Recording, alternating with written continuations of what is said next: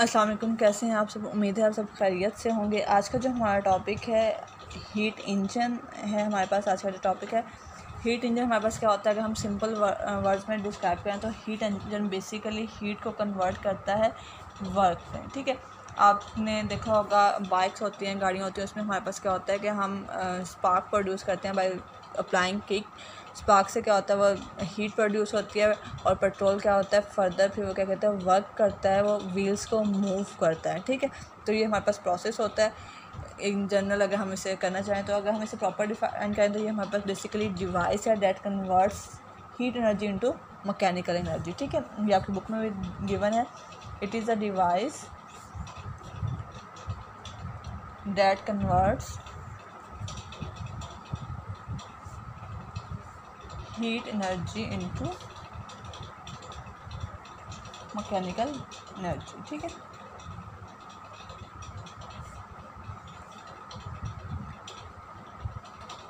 अब हमारे पास क्या होता है, हमारे पास एक सोर्स होता है जहाँ से हीट ली जाती है।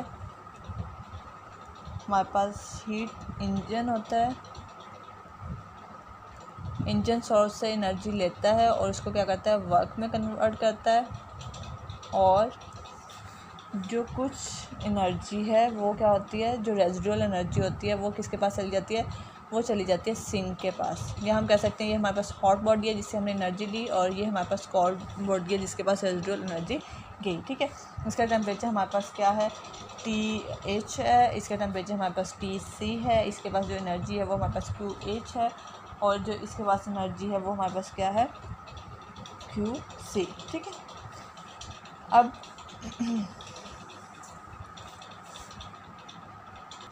इसके अगर हम एग्जांपल एक तो हमने पहले वो डिस्कस की कार्स की या बाइक की। इसके अलावा अगर हम स्टीम इंजन की बात करें तो उसमें हमारे पास क्या होता है, स्टीम इंजन क्या करता है वाटर को यूज़ करता है as a working system. Water क्या होता है, वो बॉयल होता है, वो ऑब्जॉर्व करता है एनर्जी फ्रॉम फ्यूल, और फिर वो एवोपरेट होता है स्टीम की फॉर्म में, और जिसे हम फर्दर यूज़ करते हैं पिस्टन के अगेंस्ट। ठीक है, तो ये भी हमारे पास एक एग्जांपल है जिसमें वाटर जो है वो as a heat engine work कर रहा है। वो फ्यूल से एनर्जी ले रहा है, फिर वो वेपर्स में कन्वर्ट हो रहा है, और वो जो वेपर्स हैं वो वर्क करते हैं अगेंस्ट पिस्टन। और ये हमारे पास एक कह लें एग्जांपल है, और ये एक प्रोसेस अगेन होता रहता है। अब हमारे पास ये हमने कहा कि हमारे पास QH पे बॉडी थी, उसका QH हीट थी बॉडी के पास, TH टेम्परेचर था।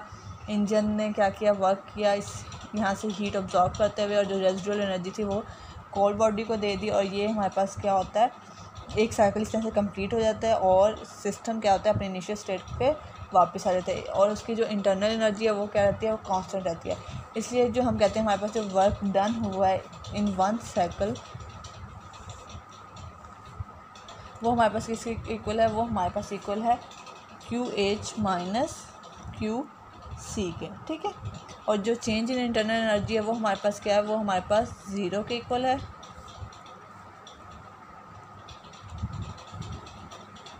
जो टोटल हमारे पास वर्क हुआ है वो हमारे पास जितनी एनर्जी ट्रांसफ़र हुई है वो इसके इक्वल है। ठीक है, इसके बाद अगर हम एफिशिएंसी देखना चाहें हीट एनर्जी की तो वो हमारे पास क्या होती है, एफिशिएंसी को हम डिफ़ाइन करते हैं, ये रेशियो है वर्क डन बाय सिस्टम, या हम कह लें आउटपुट ओवर इनपुट के,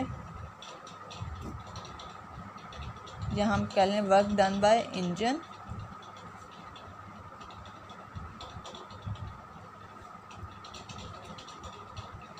टू द हीट ऑब्जॉर्ब्ड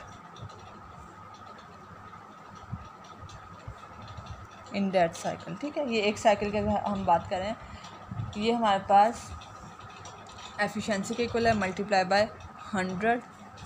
अब W हमारे पास किसके इक्वल है, W हमारे पास इक्वल है QH माइनस QC के इक्वल है, और हीट ऑब्जॉर्ब कितनी हुई है वो हमारे पास क्या है QC है, सॉरी हीट ऑब्जॉर्ब जो हुई है वो हमारे पास है QH है, और ये हमारे पास क्या आ जाएगा 1 माइनस QC ओवर QH, ठीक है।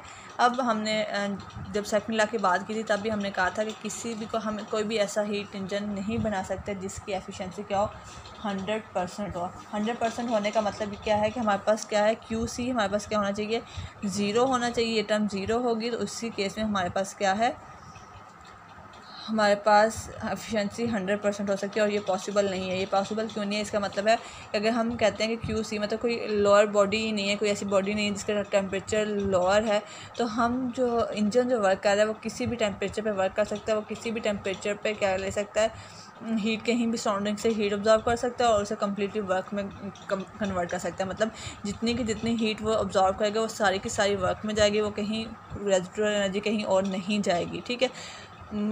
इसका हम ये कह सकते हैं कि जैसे बाइक है वो उसने सराउंडिंग से कहीं से हीट ऑब्जॉर्व की और उससे क्या किया, व्हील मूव करवा दी, मतलब पेट्रोल की ज़रूरत ही नहीं। ऐसा नहीं हो सकता, किसी भी हीट इंजन की जो एफिशिएंसी है वो 100% नहीं हो सकती, ठीक है। अगर कोई ऐसा होगा तो उससे हम कहेंगे परफेक्टली एफिशिएंट हीट इंजन, लेकिन अभी तक जितने भी एक्सपेरिमेंट हैं उनसे ऐसा कोई भी प्रूफ नहीं मिला कि ऐसा कोई इंजन एग्जिस्ट भी कर सकता है। तो ये आज का हमारा छोटा सा टॉपिक था हीट इंजन से रिलेटेड। नेक्स्ट हम रेफ्रिजरेटर एंड सेकंड लॉ देखेंगे। उम्मीद है आप लोगों को समझ आ गई होगी। कोई क्वेश्चन है तो पूछ सकते हैं। अल्लाह हाफिज़, फ़ी अमान अल्लाह।